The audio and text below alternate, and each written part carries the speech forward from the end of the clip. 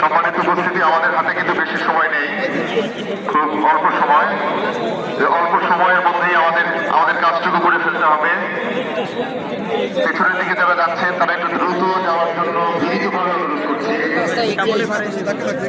এবং ছাত্রদল, যুবদল, স্বেচ্ছাসেবক দলের ভাইদের অনুরোধ করছি আমাদের নিরাপত্তায় যারা জড়িত আছে নিরাপত্তা বাহিনীকে সহায়তা করার জন্য।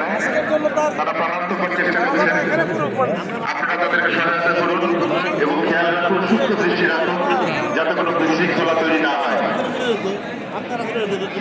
এবং জানাজার নামাজ শেষের পরে আপনারা কেউই সংসদ ভবনে ঢোকার চেষ্টা করবেন না, কিংবা এলোমেলো বিভিন্ন দিকে ছুটাছুটির চেষ্টা করবেন না। আমরা অনুষ্ঠানের শেষ পর্যন্ত আমরা শৃঙ্খলা বজায় রাখতে চাই। এখন পর্যন্ত আপনারা অত্যন্ত সুশৃঙ্খল পরিস্থিতি তৈরি করেছেন, অত্যন্ত ধৈর্যের